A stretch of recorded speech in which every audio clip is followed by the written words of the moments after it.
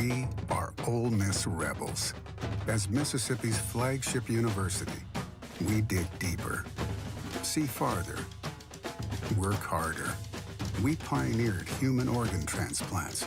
We helped prove Einstein's theory of gravitational waves. We are conducting life-changing research that solves the problems of today. We are Ole Miss, transforming lives and the world. Hey, welcome to the POMcast with Stephen Willis. We're going to start in a few minutes, but I want to tell you to hit up our social sites, retweet, share, comment, like, do all of that stuff. It can only help us out and it'll make the show even better. But we're getting ready to give you a lot of good Ole Miss information, and I just thought I would tell you that because the POMcast is starting. Well, it's starting right now. Wait, no, that's a little early. It is starting right about now. Hey, welcome to the POMcast. I'm your host, Stephen Willis. Thank you very much for joining us today. We have a big show in store for you today. Before we get started, I want to tell you about Travel and Cruise World. You can see it right down there. That's 1-800-330-7461. Again, that is 1-800-330-7461. What I was trying to do is we are 20 months into this pandemic at this point. Everybody needs a vacation. You don't want your vacation ruined by unexpected surprises. These guys can provide a boot on the ground to know what's going on. Things like Disney requiring a mask indoors, or Universal not requiring one, or any businesses along Central Florida you want a vacation to. They should know the rules for what's going on. So that's 1-800-330-7461, travelandcruiseworld.com. See Central Florida like a local. Also, down below, you can see our podcast. If you want to listen to the show, you can search Positively Ole Miss. Leave a 5-star review if you don't mind. You can say whatever you want to. Just leave a 5-star review. That will help us with the algorithm of people trying to search out our show. And that will help us out greatly. So, again, Positively Ole Miss, and these are the avenues down below. Also, if you want to watch the show, you can catch us at the Stephen Willis and at Old Positively on Twitter. You can catch us on Facebook at facebook.com/POMcast. On YouTube, we're Positively Ole Miss. You can subscribe. You can hit the bell. You'll not only know that we're streaming, you'll know what we're streaming about. They actually do have the best notification system out there. So even if you want to watch it on other avenues, it's best to subscribe to YouTube, so you'll always know what's going on. And we're on Twitch at Positively Ole Miss, all one word, all lowercase. So yeah, that is that. Also, if you want to participate in the show, the chat is open. You can't see it on the screen for this show, but I can see every message that's typed out. So if you want to interact, just comment on the live stream. It'll be aggregated over to here, and we'll try to get your question answered as soon as we can. Ole Miss versus A&M this weekend in Vaught-Hemingway Stadium. Game day in town. Big weekend for the Rebels. It's really a chance where if Ole Miss wins this game, they're going to be catbirding a little bit to potentially the Peach or the Sugar Bowl. So that's interesting to pay attention to, because Ole Miss wins this game. They're probably going to end up 10th in the next CFP rankings, with Vanderbilt next week and Mississippi State the week after that. So they have a chance to go on a little bit of run to finish, heck, as high as 7th or 6th. So it is what it is. But, I mean, that's the avenue that they're taking. So Ole Miss versus A&M this weekend. I believe it is at 7 o'clock on ESPN, 7 o'clock Eastern on ESPN or something like that. I'm expecting, I haven't heard the names, but Fowler and Herbstreit would just make sense. It seems like it would be the game of the week, and it's an ESPN game, and they're already right there. You can save on air travel, trying to get Herbstreit to wherever he needs to go, and things like that. So, should be a lot of fun. So, Vaught-Hemingway should be rocking pretty well. It's a powder blue out. Here, I'll bring up the uniforms real quick so you can see exactly what they look like. But it's a powder blue out. Powder blue end zones, powder blue uniforms. They're going to do powder blue in the stands. It's going literally a powder blue out. It's not like one of those things like wear red. They're literally trying to do powder blue. So if you look at that and all of these things going, all these things happening, it's not surprising that they're wearing powder blue in the game. So it should be pretty exciting, should be pretty fun. Powder blue end zones, I think we saw that 2 years ago, maybe against Vanderbilt. And then, did they break it out last year? Maybe against Florida early in the season? I don't know. But they're going to do the powder blue thing. Maybe it was Alabama. Maybe it was the Alabama game they broke that out. I don't know. All these games are moving together at this point. But I'm excited about this game. This is a game that Ole Miss potentially can win. It's not an unwinnable game. It's not an upset type game. It's a fairly evenly matched game. If you were to predict this game and you are outside 3 to 7 points either direction, you're probably wrong and have an agenda of some kind. But this is a good team, and it's going to come down to, all week I've been trying to think of keys that Ole Miss needs to do to win the game, and I just came up with 2, and it's been consistent all week. On offense, you need to get that defensive line tired. That's jet sweeps, that's zone plays, that's bubble screens, that's high tempo. That is the key on offense. Texas A&M hasn't really played a tempo team, and their exotics that they run, they haven't had time to get the signaling, get the communication down. They haven't had to play that fast. We need to see what that looks like.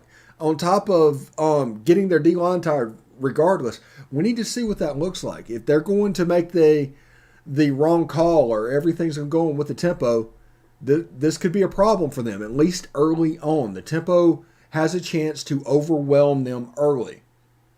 Remember that. That's something to keep an eye on. Now, on defense, stop the run enough to get to third down. I mean, that's the path. Stop the run enough to get to third down. If you do that, you have a chance to rush Calzada. I'm not saying he's a complete statue. He's not Dan Marino back there, but he is a traditional pocket passer who doesn't really want to run, and you have a chance to get some work. Now, it's the fast Ole Miss defense. Side to side is not really going to be able to work against them, so it's going to have to be up the middle. I figure the off tackle is going to be the weakness, as that was what Alabama found out. That's what everybody started running on the edge. Tennessee was not successful. LSU was not successful. Liberty was successful. Alabama was successful. Auburn was successful. That is something to keep in mind about this game. So those are probably the 2 keys for this football game.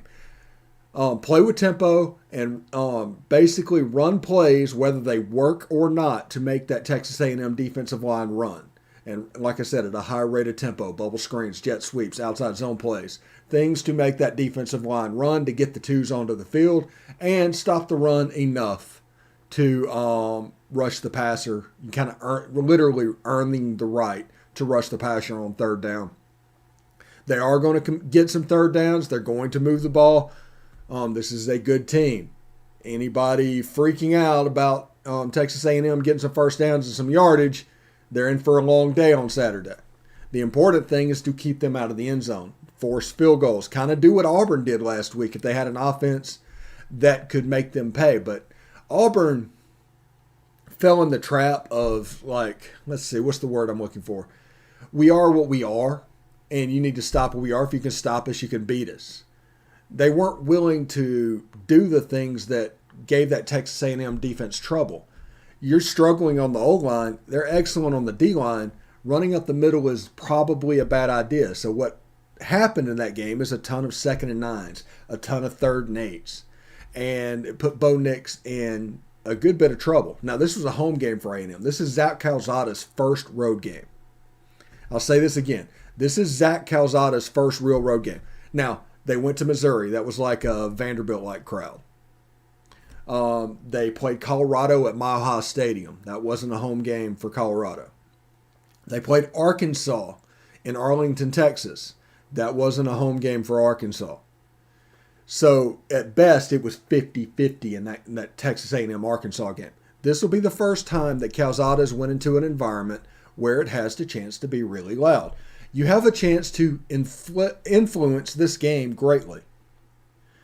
And people need to realize that. Now, A&M's going to try and run the ball. They're going to try and take the air out of the ball, I think. That's what everybody has been trying to do lately, is take the air out of the ball. And keep Matt Corral on the sideline, because the best defense is him not playing. I get that. It is what it is. And in doing so, your offense, if they can get first downs and string together and make it a scoring drive, it's a major advantage both ways in time of possession. But as we saw in the Tennessee-Kentucky game, time of possession doesn't really matter at all. Tennessee beat Kentucky and had 14 minutes of time of possession. 14 minutes. Kentucky at 46 minutes. Tennessee scored 45 points in 14 minutes. By the way, that's the reason everybody's high on Tennessee this week against Georgia. 45 points in 14 minutes. Major explosiveness. So, in this game, pay attention to those two things. Look what's happening. You have a chance to influence this game. And most of all, have fun this weekend. That people are going to look at weekends and they get all nervous and they get all bent out of shape, and there's just people that just like an impending sense of dread of what's going on. I don't know. I don't understand that. I don't get it. Have fun this weekend. It doesn't come around very often. Pretend this football season is your last football season and enjoy it. Have fun. Yell for your Ole Miss team because you want to yell for them. And go to the game because you enjoy going. Go to game day because you want to be there. You know, have fun. Moments like these don't come around very often. And so they don't need to be basically wasted. All right. Also, is this a game that Ole Miss has a potential to break out? And I think maybe. I think the expectations are so low going into this game that Ole Miss has a chance to do some real good here. Now, against Auburn, they just basically the whole game plan was on Dontario Drummond. He got hurt. The game plan went out the window, and all of a sudden these young guys that were in the plan got thrown in, and they didn't really mesh. The next week against Liberty, Dennis Jackson and John Rice Plumlee had excellent weeks of practice. They knew they were going to be in the game plan, so they got ready to go. Braylon Sanders played a little bit back, caught a deep ball. Okay? That was very, very important. This week, I think Dontario could come back. And if he does that and you play those two guys on the outside, I wouldn't play him on the inside and give him a ton of work because he's coming back off of a hamstring. I'd put him on the outside and it would be more straight line type stuff and just play Jacour and John Rice in the slot. But then you have Dontario, then you have Braylon Sanders on the outside, and you're starting to see a September-level wide receiving core for Ole Miss against the Texas A&M team where you're going to need it. So you're going to see those guys on the outside pressing what they need to do. You're going to see guys on the inside pressing what they need to do. You're going to see Dontario move around. I think you're going to see a little bit of 10 personnel this week for whatever reason. I do not know why I think that, but I think you're going to see some 10 personnel this weekend. You're going to see John Rice and Jacour playing the slots in the field at the same time. I honestly think that. Running back, they're going to alternate like they always do. This is going to be a big game for Jarian. Jarian does pretty well against A&M type defenses. And if we're an outside zone game plan, which I think we will be, him and Henry Parrish are going to have an advantage over Snoop Connor. If your advantage is in the inside of the line, the interior line, the advantage would be Snoop Connor. But these guys being the outside scat backs is going to be the way they go. And Texas A&M, because of that, with Jerry and being in the backfield running outside zone, if there's any success whatsoever, they're going to have to really sell out to it, which is going to open it up on the backside as well. So it is what it is. I know I say that quite a bit, and everything's going on. But I think this is a game primed for a breakout performance. They do a lot of work on the defensive line, and teams that want to line up and play power football with Texas A&M, it isn't going to work. Their defensive line is too good. I mean, everybody likes to joke about the irresistible force and the immovable object about this weekend with Texas A&M. That's kind of what we're looking at. And it's going to be important for Ole Miss to know and get Texas A&M predictable. If Texas A&M gets predictable, I mean, it's Katie bar the door at that point. You use double moves on the outside. You take Braylon, you hit deep shots. You attack linebackers by making them force up in the middle of the field, and you hit the slot over them, the tight end on the other side sometimes, and you kind of work one of those in front of the linebackers and behind the linebackers, crossing routes with the tight end and the slot receiver. And all of a sudden, there's just a ton of stuff you can do, as we've seen. And that's going to open up your running game. That's going to open up a ton of stuff. Now, I do think Matt Corral needs to be able to run the ball a little bit this week. Not necessarily like he did against Tennessee. I'm not talking about that. I'm talking about what he did against Tulane. I mean, that level. Where a couple of quarterback draws got thrown in just enough to mess with the linebackers so they don't just bail out for pass coverage. Because there get to be a time, if there's no threat of quarterback run and no threat at the middle linebackers are going to drop back in the RPO into that little area that we complete passes to the slot. But if we can keep those guys occupied, we have a chance to do something really good with this team. You know, A&M only gives up 14 points a game defensively. They're a good team, and a lot of that is that defensive line. So step one needs to be tempo, and side to side. Get them moving, get them running, and get first downs. 3 and out does nobody any good. They're not good enough to where, like, they're not Alabama 2010, okay? To where you get 2-2-2 punt. No, this is a team where you get 3-4. You can move the chains against them, but they make explosives. Like at Bo Nix fumbling the ball last week and Texas A&M running it in for a touchdown. And that ended up being a 20-3 game, but before then it was 12-3 because I think they got the 2-point conversion before that and only kicked field goals. So it was a very, very tight game. And Matt Corral, the smarts of him, I mean, the way it's going to look, I'm not really worried about him. And I think they will do a good job. And look, you know, Matt Corral's the best player in the country when he's healthy. He's not healthy at the moment. He's probably 70-ish, 75%. And that affects him in the QB run game, which kind of affects his game because you saw what it looked like early in the season whenever he could do what he wanted to. But like I said, it is what it is. And we need to try and figure out a way to recreate that the best we can, whether that is putting John Rice and running the Wildcat some to keep those middle linebackers occupied. And with the tempo that we're going at, I mean, it could be really good. You never can tell. Matt Corral might actually run out for a route too. I don't think he would get covered.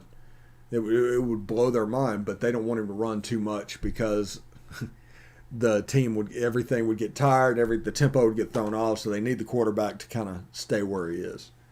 So I'm expecting that this game could be a breakout performance for the offense. They've struggled the last couple of weeks, and by struggled, I mean scoring 27, 20 points, the last couple of weeks. But I think we'll see the offense kind of turn loose a little bit. I think they're excited. I think this is a big game. And I also think they're treating this like a big game inside the building.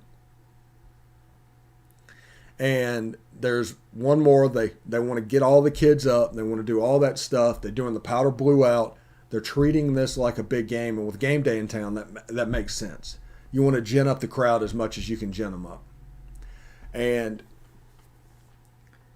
because of that, I think they have a real shot. They don't need to give up explosive. They don't need Isaiah Spiller to get loose. They don't need Devin Achane to get loose. And they need to keep an eye on Ainias Smith. If you do those things, you kind of let Weidermeyer be the guy that beats you and makes plays every now and then, you have a chance, I think. And, everybody knows what a Jimbo Fisher offense looks like. Everybody's seen this movie. It hasn't changed in 20 years. It looks exactly the same now as I think it did when he was at LSU. And because of that, there's an element of predictability in this game, especially since there's no Kellen Mond for a QB run game. And Zach Calzada's, like I said, it's kind of statuesque. Now, they throw the ball to the backs quite a bit. And I don't know if that's screen game. I don't know if that's swing game. I don't know exactly how they do that, but it's something worth keeping an eye on. All right. Before we get out of here today, we want to go around the SEC, and we like going around the SEC. And I'll tell you a little bit. Florida is hosting Samford after the disaster in Columbia last week. It was 40-17. They could have been beat 40-10. It was bad. Also, it's real bad when your starting quarterback injures himself dancing the Friday night before the game in the team hotel. It's not a good look. But it's 2 4-5 teams. Florida State might be the best team in Florida right now. It is what it is. But the game is on ESPN Plus. It's an 11 o'clock kickoff. It's a game that I expect Florida to win. Dan Mullen usually handles really bad teams, but they just have no quarterback play this year. My concerns going into the season about Florida were justified. The square peg round hole thing, because after Kyle Trask, Dan Mullen forgot what he did with Nick Fitzgerald. And because of that, they got themselves in a little bit of trouble. Alabama hosts New Mexico State. The line is 51 points. It's a game where I'm almost going to take on the Fighting Eli Johnsons just because of so many points. I think it's a game that's going to be 48-3 or something like that. But if that happens, New Mexico State covers. But it could be a game like the USM game when I thought it was too many points. They ran 2 kickoffs back for a touchdown, so I don't know. Mississippi State's down on the Plains. It's a 5.5 point game on ESPN, coming right out of game day. Nothing says hashtag it didn't matter like coming out of game day at Ole Miss directly to a Mississippi State game. If you want a little bit of added hurt, if that's a little bit of revenge you're looking for, coming out of game day, Corso putting on the mascot head into Mississippi State and Auburn on the same channel, that's kind of a unique hurt. And by the way, if you're looking for sign ideas for tomorrow, just do a sign that says it didn't matter. Just do it over and over. I'd love to see about 10 signs there that say it didn't matter. If you do that, you just find a way to let me know somehow, and we'll figure out something we can do as well. But hashtag it didn't matter would be a way to go. So, yeah, Mississippi State and Auburn on the Plains. Georgia and Tennessee. Georgia is favored by 20, and it's a game like we've told you all week. All the ingredients need to beat a Kirby Smart defense Tennessee have. All ingredients to beat a Kirby Smart defense Tennessee has. And I'm not saying Georgia's going to win. In fact, I picked Georgia and the points because every week I take Georgia and the points. Doesn't matter who's playing. But right now, Hendon Hooker is the SEC Offensive Player of the Year.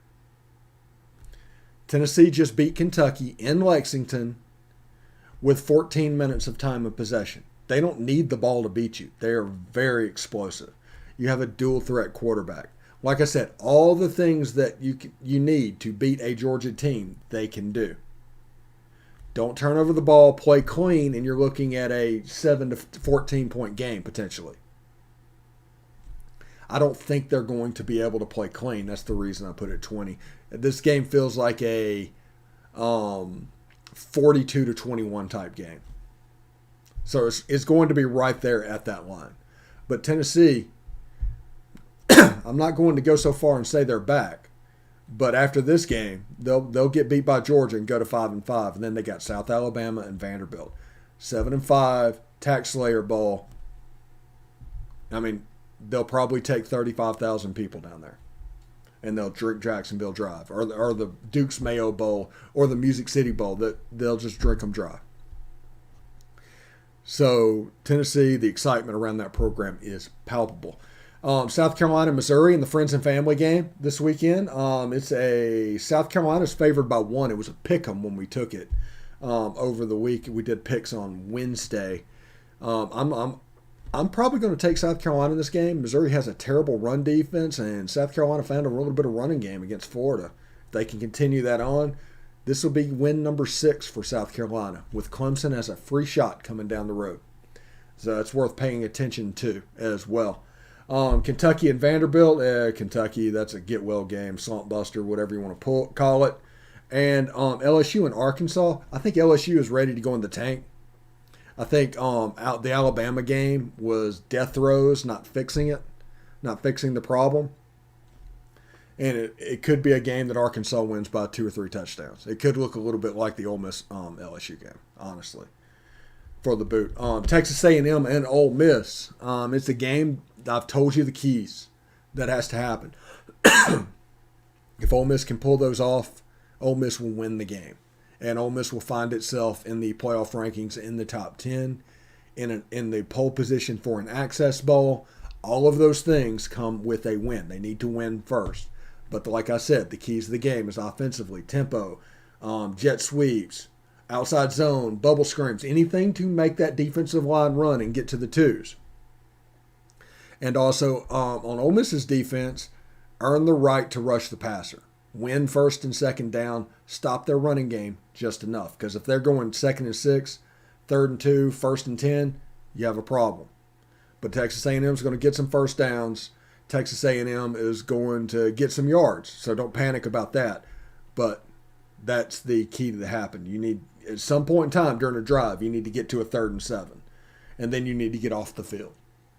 That's the way that works. So it's a game I expect to win.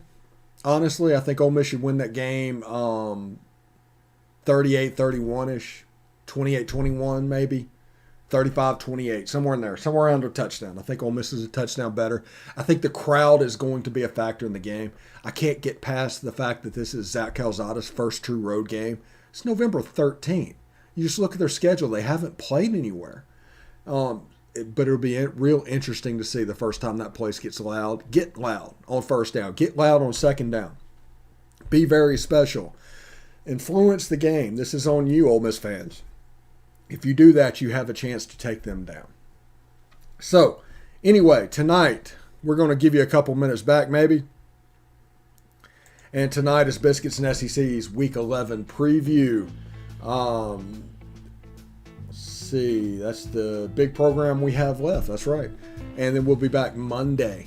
We'll be back Monday with the POMcast. Hope everybody enjoys it. No POMcast the Tuesday after that. I start all my medical stuff as it's going on. It's going to be a little bit of a shit show the next 2 months, so stay tuned for that. But we'll do what we can. So thank you very much for watching. Good luck to the game. If you're going to the game, be safe. Bring warm weather clothes. It could be a little bit of a chilly one. And, of course, hotty toddy.